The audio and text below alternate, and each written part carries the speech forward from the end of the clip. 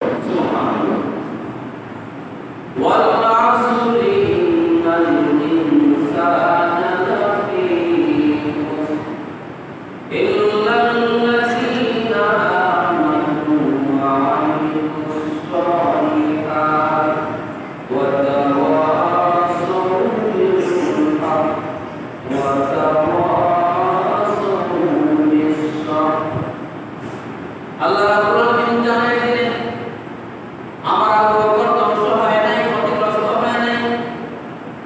আল্লাহ পাক আসরের কসমকে ওই আসরের অনেক কয়েকটা ব্যাখ্যা রয়েছে, এর মধ্যে একটা ব্যাখ্যা হলো আসরের অর্থ হলো যুগ। আল্লাহ পাক কসমকে বলেন, যুগের কসমকে বলেন এই দুনিয়া সৃষ্টি হওয়ার পর থেকে যুগে যুগে বহু মানুষ ধ্বংস হয়েছে, মানুষ উন্নতি হয়েছে, আবার অধঃপতনে গিয়েছে। সেই যুগের কসমকে আল্লাহ বলেন আমার আবু বকর ক্ষতিগ্রস্ত হয় নাই, একমাত্র যারা ঈমান আনওয়ালা তারা ছাড়া যত মানুষ রয়েছে ওই মক্কার মুশরিক আবু জেহেল তারাই ক্ষতিগ্রস্ত। সুবহানাল্লাহ। সেই আবু জেহেলরা, আবু লাহাব যারা ঈমান গ্রহণ করে নাই, নেক আমল অর্জন করে নাই, তারাই ক্ষতিগ্রস্ত, তারাই ধ্বংস। তাদেরকে মানুষ বলা যাবে না, তারা পশু চতুষ্প জানোয়ার। সুবহানাল্লাহ। কারণ আপন সৃষ্টিকর্তার পরিচয় যাদের কাছে নাই, যাদের কাছে ঈমান নাই, এরা আর চতুষ্প প্রাণীর চাইতে এর মধ্যে কোনো ব্যবধান। বরঞ্চ চতুষ্প প্রাণী কুকুর ছাগল ওই বেঈমান মুশরিকের চাইতে পরকালে এদের অবস্থা ভয়ঙ্কর। কুকুরের জন্য জাহান্নামের আগুন নাই, ছাগল জাহান্নামে যাবে না, গরু জাহান্নামে যাবে না। কিন্তু যেই মানুষ আল্লাহ পাক আশরাফুল মাখলুকাত বানায়া সৃষ্টি করলেন, কিন্তু আপন সত্তা কিছু করলো না, ঈমান গ্রহণ করলো না, নেক আমল করলো না, ওই মানুষটা দুনিয়ার জীবনে মানব নামে পরিচিত, পরকালে ওই কুকুর ছাগলের চাইতে আর অবস্থা খারাপ হবে। আদমিরা আদমিয়ত লাজিমাত, আদমিরা আদমিয়ত লাজিমাত, ওদরা গরুনা বাশত হাইজমাস, আদমিয়ত লাম্মা শাহম কুস্তানিস, আদমিয়ত লাম্মা শাহম কুস্তানিস, আদমিয়ত দুজরা যায় কুস্তানিস, গর্বসূরত আদমি ইনসান দে, গর্বসূরত আদমি ইনসান দে, আহমদ আবু জেহেল হাম ইনসান দে। কবি বলেন সেই আবু লাহাব, আবু জেহেল যারা ঈমান গ্রহণ করে নাই, এরা যতই সম্মানী নিজেকে দাবি করো, যতই সম্ভ্রান্ত দাবি করো, যতই মুমিন মুসলমানদেরকে হযরত বেলালকে গোলাম বলে গালি দিও, আবু বকরকে ক্ষতিগ্রস্ত বলে গালি দিও, কিন্তু যাদের কাছে ঈমান নাই সেই আবু লাহাব, আবু জেহেল এরা মানুষ হতে পারে নাই, এটা চতুষ্প জানোয়ার, এর চাইতে আরো নিকৃষ্ট। জোরে বলেন ঠিক ঠিক। এই জন্য হযরত আবু বকর সিদ্দিক নবীজির এমন এক সাহাবী, আল্লাহ রাসূল সেই আবু বকর সিদ্দিকের ফজিলত প্রকাশ করার জন্য একদিন বিশ্বনবী ওনার স্ত্রী হযরত আবু বকরের মেয়ে হযরত আয়েশা সিদ্দিকা, হযরত আবু বকর আবার নবীজির শ্বশুর ছিলেন, হযরত আয়েশা সিদ্দিকা আব্বাজান চিনেন না আপনারা? নবীজি ওনার স্ত্রী হযরত আয়েশা সিদ্দিকা রাদিয়াল্লাহু আনহাকে নিয়ে একদিন চন্দ্রনী রাত্রিতে একটু ঘরের বাহিরে উঠানের মধ্যে বসে আছেন, আর আকাশের মধ্যে লক্ষ কোটি অসংখ্য অগণিত তারকা উদিত হয়েছে।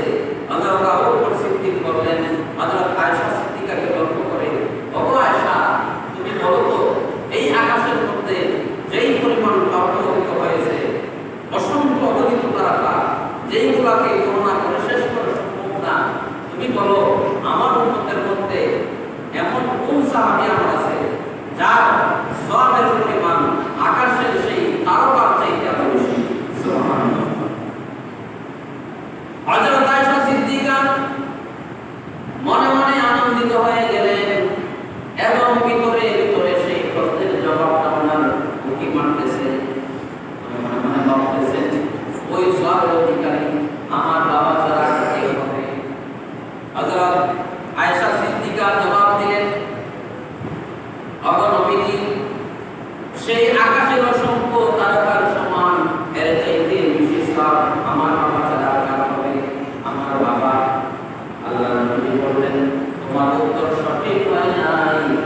ওই পরিমাণ সওয়াবের অধিকারী আমার সাহাবী আল্লাহ যেই মাত্র বললেন হযরত আয়েশা সিদ্দিকা রাদিয়াল্লাহু আনহা ওনার মুখটা একটু মলিন হয়ে গেল, চেহারাটা উনি বেজার হয়ে গেলেন। আল্লাহর নবী বলেন, ও আয়েশা তুমি বেজার হইও না, তোমার চেহারা মলিন বানায় না। এই আকাশের মধ্যে যে পরিমাণ তারকা উদিত হলো, এই পরিমাণ সওয়াবের অধিকারী আমার ভগবান। ও আয়েশা সিদ্দিকা, আমার সেই কথার দ্বারা তোমার বাবার চাইতে উমরের নাম বেশি, সেই কথা আমি বলি নাই। ও আয়েশা সিদ্দিকা শুনে রাখো, তোমার বাবা কি পরিমাণ সওয়াবের অধিকারী। হযরত উমরের সওয়াবের দৃষ্টান্ত দেখানোর জন্য তো আমি একটা নমুনা দেখাইলাম যে আকাশের তারকা একটা নমুনা পরিমাণ দেখাতে পারলাম, কিন্তু আয়েশা সিদ্দিকা শুনে রাখো, তোমার বাবার সওয়াবের ভান্ডার কি পরিমাণ, তোমার বাবার সওয়াবের ভান্ডার কি পরিমাণ, এটা দেখার জন্য ওই আসমানের নিচে জমিনের নিচে এটা দৃষ্টান্ত দেওয়ার জন্য মন্দির পাওয়া যাবে না। সুবহানাল্লাহ। হযরত উমর কি পরিমাণ সওয়াবের অধিকারী, এটার একটা দৃষ্টান্ত তো আমি দেখাইলাম আকাশের তারকা দিয়া, কিন্তু তোমার বাবা আবু বকর সিদ্দিক আমার সেই বন্ধু এমন সওয়াবের অধিকারী, এমন মর্যাদার অধিকারী, ওনার সওয়াবের পরিমাণ বোঝানোর জন্য এই পৃথিবীর বুকে এটার দৃষ্টান্ত পাওয়া যাবে না। সুবহানাল্লাহ। হযরত আয়েশা সিদ্দিকা অনেক খুশি হয়ে গেলেন, ওনার চেহারাটা আনন্দে উৎফুল্ল হয়ে গেল এবং রাসূল ঘোষণা দিয়ে দিলেন, ও আয়েশা সিদ্দিকা, আমার উম্মতের মধ্যে সবচেয়ে দামি আমার সাহাবী সেই আবু বকর সিদ্দিক, সেই আবু বকর সিদ্দিকের মর্যাদা এমন বেশি আল্লাহ পাক দিয়েছেন, উনি জান্নাতে প্রবেশ করার আগ পর্যন্ত কোন নবীর উম্মতগণ জান্নাতে কদম ঢোকানো সম্ভব হবে না। সুবহানাল্লাহ। সেই আবু বকর সিদ্দিক নবীজি একদিন কথায় কথায় বলে উঠলেন, ও আবু বকর, ও ওমর, তোমরা তো দুইজন আমার সাহাবী, আমার সঙ্গী। আল্লাহ পাক আমি নবীকে এবং তুমি আবু বকরকে এবং আমার ওমরকে আল্লাহ পাক এক জায়গার মাটি দিয়ে আল্লাহ সৃষ্টি করেছেন। সুবহানাল্লাহ। এক জায়গার মাটি দিয়ে সৃষ্টি করেছেন, এই কথা নবীজির হাদিসে আছে।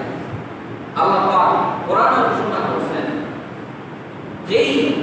যেই জায়গার মাটি দিয়ে আল্লাহ পাক তাকে সৃষ্টি করেছেন, ওই লোকটা যখন মৃত্যুবরণ করবে ওই জায়গায় তাকে আবার দাফন করা হবে। আল্লাহ কোরআন বলে, মিনহা খালাকনাকুম ওয়া মিনহা নুখরিজুকুম ওয়া ফিহা নুঈদুকুম ওয়া মিনহা নুখরিজুকুম তারাতান উখরা। আল্লাহ রাব্বুল আলামিন বলেন, ওরে দুনিয়ার মানুষেরা, আমি রব্বুল আলামিন তোমাদেরকে ওই মাটি থেকে সৃষ্টি করেছি এবং ওই মাটির মধ্যে আবার তোমরা ফিরে যাবে কবরে, আবার অনেকদিন পরে ওই মাটি থেকে তোমাদেরকে উঠাইয়া ওই হাসরের ময়দানে সবাইকে জমা করা হবে। যেই মাটি থেকে মানুষ সৃষ্টি, ওই মাটি ওই জায়গায় সে আবার চলে যাবে, আবার ওই জায়গা থেকে হাসরের ময়দানে উঠবে। মুফাসসিরিনে কেরাম এই আয়াতের ব্যাখ্যায় লিখেছেন যে মানুষকে আল্লাহ পাক মাটি দ্বারা সৃষ্টি করেছেন, এর এক ব্যাখ্যা হইল প্রথম মানুষ আদমকে আল্লাহ পাক মাটি দ্বারা সরাসরি সৃষ্টি করেছেন এবং বাকি সমস্ত আদম সন্তান যেহেতু আদমের আওলাদ আর বাবা যেহেতু মাটির তৈরি, এই কারণে সমস্ত মানুষ মাটির তৈরি। এটা এক ব্যাখ্যা। আরেক ব্যাখ্যা হলো আল্লাহ পাক যখন মানুষকে তার মায়ের গর্ভে যখন সৃষ্টি করেন, সৃষ্টি করার পরে প্রায় 2-3 মাস সময় যখন অতিবাহিত হয়ে যায়, এক পর্যায়ে মানুষের সমস্ত অঙ্গ প্রত্যঙ্গ ফেরেশতারা আল্লাহর অর্ডারে ওই মায়ের গর্ভের ভিতরে ফেরেশতারা মানব তৈরির সেই কারখানার মধ্যে তারা কাজ করে মানুষের হাত পা চেহারা বডি সৃষ্টি করার পরে এক পর্যায়ে যখন ওই বান্দার নাভি সৃষ্টি করতে যায়, তখন আল্লাহ পাক অর্ডার দেন, ও আমার ফেরেশতারা, আমার বান্দার সেই নাভির সঙ্গে অমুক জায়গা থেকে একটু মাটি এনে ওই নাভির সঙ্গে মিশ্রিত করে দাও।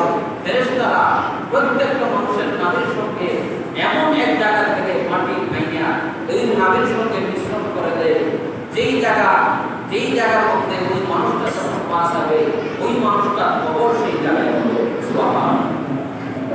তাইলে যেমন ভাবে মানুষ মাটির তৈরি, আমরা সবাই মাটির তৈরি, এর দ্বিতীয় ব্যাখ্যা হলো আমাদের দেহের মধ্যে সরাসরি মাটির একটা মিশ্রণ আল্লাহ পাক দিয়েছেন। জোরে বলেন ঠিক কি না? পুরা শরীর আল্লাহ কুদরতে আল্লাহ পাক বানাইছেন, কিন্তু আমি যেই জায়গায় মৃত্যুর পরে আমার কবর হবে ওই জায়গা থেকে একটু সামান্য একটু মাটি ফেরেশতাদের মাধ্যমে আমার নামের সঙ্গে আল্লাহ মিশ্রণ করে দিয়েছেন। এই জন্য বলা হয় মানুষ মাটির তৈরি। যেমন দৃষ্টান্তস্বরূপ, যেমন এই যে বিশ্বকাপ, ফুটবল বিশ্বকাপ, যে ওই যে স্বর্ণের কাপ, গোল্ডেন কাপ, স্বর্ণের কাপ আমরা ছোটবেলায় দেখছি। এই যে বিভিন্ন খেলা আয়োজন করে গোল্ডেন স্বর্ণের কাপ, এই যে কাপটা, এদের কি সম্পূর্ণ যা আছে পুরা বক্স সহ সম্পূর্ণটা বিস্মরণ না, অনেক কিছু মিশ্রণ আছে। এটার বাইরে গ্লাস দিয়া এটার প্যাকেট করে এত বড় জিনিসটার মধ্যে সাধারণ একটু জায়গা স্বর্ণ, একটু জায়গা স্বর্ণ, এই কারণে সাধারণ একটু স্বর্ণের সংমিশ্রণ আছে। এই কারণে এটার মধ্যে স্বর্ণের সাথে আর অনেক কিছু আছে, সবগুলা বাদ দিয়ে এটার নাম হচ্ছে স্বর্ণের কাপ। জোরে বলেন ঠিক কিনা? ঠিক তেমনি ভাবে যদি বলেন যে আল্লাহ পাক একমাত্র সরাসরি আদমের পুরা বডিটাকে মহিলারা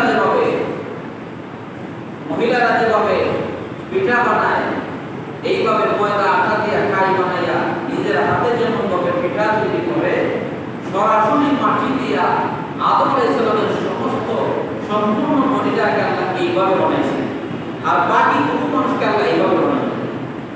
তাইলে আদম আলাইহিস সালাম মাটির তৈরি, এটা তো স্বতঃসিদ্ধ, আমরা জানছি শুনছি, কিন্তু আমাদেরকে তো আল্লাহ এইভাবে বানাইছেন যে মাটির তৈরি একটা বডি বানাইয়া আল্লাহ আমার ভিতরে রূপ দিয়া দিয়েছেন। যেমন আমি যেহেতু মানুষ, আমরা তো এইভাবে হয়েছি না, মায়ের পেট থেকে আমরা বের হয়েছি, আল্লাহ পাক আমাদেরকে মাটি দ্বারা কেমনে বানাইলেন, ওই কথার দ্বিতীয় জবাব হইল যে প্রত্যেকটা মানুষের বডির মধ্যে নাভির সঙ্গে ওই মানুষটা একটা মাটির সংমিশ্রণ আল্লাহ করে দিয়েছেন, যেই মাটির মধ্যে ওই